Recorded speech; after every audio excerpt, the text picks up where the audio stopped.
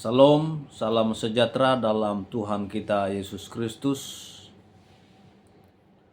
Kembali bersama dengan saya pada saat ini, saya akan menyampaikan kepada kita sekalian dengan tema khotbah komunikasi keluarga di era modern.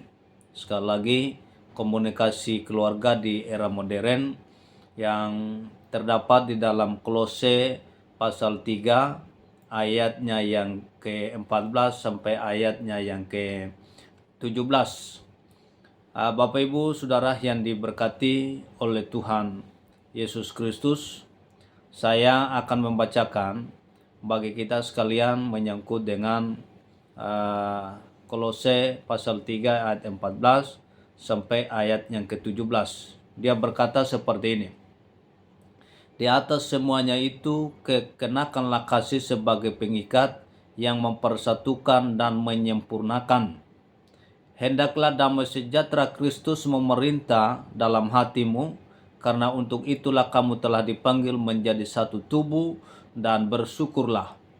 Hendaklah perkataan Kristus diam dengan segala kekayaannya di antara kamu, sehingga kamu dengan segala hikmat mengajar, menegur seorang akan yang lain, dan sambil menyanyikan mazmur dan puji-pujian dan nyanyikan rohani, kamu mengucap syukur kepada Allah di dalam hatimu. Dan segala sesuatu yang kamu lakukan dan dengan perkataan atau perbuatan, lakukanlah semua itu dalam nama Tuhan Yesus sambil mengucap syukur oleh Dia kepada Allah Bapa kita. Bapak Ibu Saudara yang diberkati oleh Tuhan Yesus Kristus, saat ini saya menyampaikan sekali lagi kepada kita dengan tema khotbah komunikasi keluarga di era modern. Saudara-saudara, di tengah-tengah kian berkembangnya teknologi informasi yang demikian cepat, komunikasi antar anggota keluarga perlu mendapat perhatian khusus. Bagaimanapun komunikasi yang baik tidak akan terjadi dengan sendirinya tanpa kita memberikan perhatian yang khusus terhadap keluarga kita atau terhadap komunikasi kita baik di dalam keluarga maupun di luar keluarga kita sendiri. Nah, bagaimana komunikasi keluarga yang sehat di era modern berdasarkan prinsip Kolose pasalnya yang ketiga ayat 14 sampai ayatnya yang ke-17 ini. Hal pertama yang ingin saya sampaikan kepada kita sekalian adalah komunikasi berdasar kasih dan damai sejahtera. Bapak Ibu sekalian, dalam ayat yang ke-14 dan 15 memberitahukan kepada kita dan di atas semuanya itu kenakanlah kasih sebagai pengikat yang mempersatukan dan menyempurnakan. Jadi kasih itu sangat penting. Jadi komunikasi itu harus berdasarkan kasih. Dan dalam ayat selanjutnya, ayat 15 mengatakan bahwa hendaklah damai sejahtera Kristus memerintah dalam hatimu, karena untuk itulah kamu telah dipanggil menjadi satu tubuh, dan bersyukurlah. Jadi komunikasi itu harus berdasar pada kasih dan juga damai sejahtera yang memerintah di dalam hati kita. Sebab untuk itulah saya dengan Bapak Ibu sekalian dipanggil oleh Tuhan, dan kita harus bersyukur atas semuanya itu. Kasih adalah seperti semen perekat dan juga seperti lem pengikat yang mempersatukan anggota keluarga. Karena itu Bapak Ibu Saudara yang diberkati Tuhan, kasih itu seperti semen, seperti tembok. Kita bangun tembok, tanpa semen tidak mungkin bisa perekat, lem pengikat yang mempersatukan anggota keluarga. Jika kasih dan damai sejahtera Kristus mendasari, pasti komunikasi kita akan menjadi sesuatu yang menyenangkan di dalam keluarga kita, bukan hanya formalitas semata. Jadi komunikasi yang kita bangun bukan hanya komunikasi biasa, formalitas selayaknya orang berkeluarga, tetapi komunikasi kita harus komunikasi yang berdasarkan kasih dan damai sejahtera yang memerintah atas hidup kita sekalian. Kasih juga mendorong untuk menerima orang lain. Bukan menerima dengan keterpaksaan, tetapi menerima dengan ketulusan hati. Mengampuni bila bersalah. Kasih mendorong untuk itu. Dan memotivasi untuk tidak menyembunyikan sesuatu kepada anggota keluarga. Itu namanya kasih. Jadi tidak ada hal yang tersembunyi dalam diri kita. Dalam hal berkomunikasi tidak ada hal yang tersembunyi. Tidak boleh menyembunyikan apapun dalam diri kita. Karena kita mendasarinya pada kasih dan damai sejahtera. Yang kedua yang ingin saya sampaikan kepada kita. Komunikasi dengan hikmat Kristus. Dalam ayat 16 mengatakan.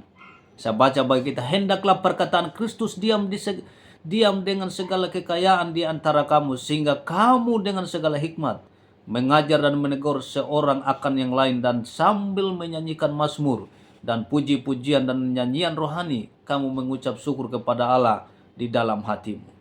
Jadi ketika kita berkomunikasi dengan hikmat Kristus, tujuan utama kita adalah berkomunikasi dengan menyanyikan mazmur, dengan puji-pujian, dengan nyanyian rohani, dan kita tetap bersyukur dalam hati kita sekalian.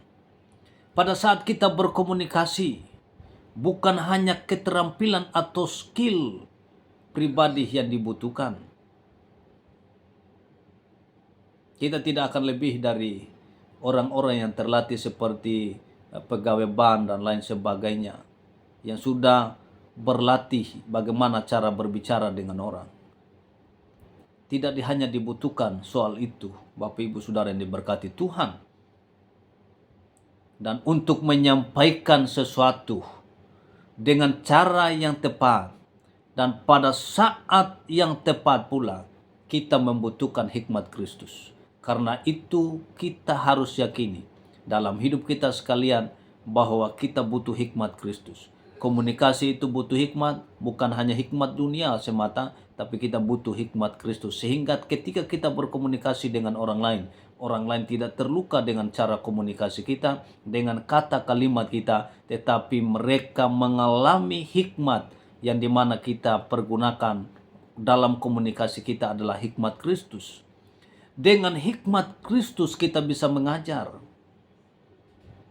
Hikmat dunia terbatas, tidak bisa merubah orang. Tapi hikmat Kristus bisa merubah orang. Dengan hikmat kita bisa mengajar. Kita bisa menegur dengan tepat pada saat berkomunikasi dengan keluarga kita. Saat kita berkomunikasi, kalau kita pakai hikmat Kristus, tidak ada orang yang terluka, tidak ada keluarga yang terluka. Tetapi malah kita menasihati mereka di waktu yang tepat dalam keluarga itu sendiri. Karena itu butuh hikmat Tuhan. Yang ketiga dan sekaligus yang terakhir yang ingin saya sampaikan kepada kita sekalian.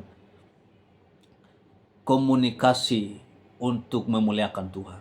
Dalam ayat 17 mengatakan, dan segala sesuatu yang kamu lakukan dengan perkataan atau perbuatan, lakukanlah semuanya itu dalam nama Tuhan Yesus sambil mengucap syukur oleh Dia kepada Allah Bapa kita. Jadi komunikasi untuk memuliakan Tuhan. Jadi apapun yang kita lakukan harus memuliakan Tuhan. Jangan sampai komunikasi kita membuat nama Tuhan itu menjadi jelek. Perbuatan kita membuat nama Tuhan itu menjadi tidak baik di mata orang lain karena akibat komunikasi kita yang salah. Jadi komunikasi itu harus memuliakan nama Tuhan Yesus Kristus. Tujuan akhir dari semua hal yang kita lakukan sebagai orang percaya adalah untuk memuliakan nama Tuhan Yesus Kristus. Kita tidak boleh memuliakan diri sendiri. Ketika kita memuliakan diri sendiri, maka Alkitab mengatakan bahwa siapa yang mengandalkan manusia, siapa yang mengandalkan diri sendiri, terkutuklah orang yang bersangkutan. Jadi apapun yang kita lakukan, kita harus memuliakan Tuhan. Keluarga dapat menjadi tempat yang pertama untuk setiap anggota keluarganya untuk berlatih memuliakan Kristus dalam kehidupan keseharian dalam keluarga itu. Orang tua yang mengajarkan prinsip ini kepada anak. Jadi orang tua harus mengajarkan prinsip ini dulu terlebih dahulu kepada anak-anak kita untuk mereka hidup seturut dengan apa yang dikehendaki oleh Tuhan, seturut apa yang berkenan kepada Tuhan. Untuk melakukan komunikasi itu harus memuliakan nama Tuhan. Kemudian karena orang tua sudah mengajarkan prinsip ini kepada anak-anak, kemudian anak-anak akan belajar menerapkannya di dalam keluarga mereka, baik mereka pada saat sama-sama dengan kita dalam satu keluarga, maupun mereka akan membangun keluarga yang baru, dan mereka akan terapkan itu. Karena apa? Karena sudah mendapatkan ajaran dari orang tua untuk mereka selalu berkomunikasi untuk memuliakan Tuhan. Dan inilah ketiga hal yang bisa saya bagikan kepada kita sekalian. Tuhan Yesus memberkati. Izinkan saya berdoa di akhir dari khotbah ini. Kita berdoa. Bapa di surga, Bapa dalam nama Tuhan Yesus Kristus, saat ini hamba berdoa kepada Tuhan.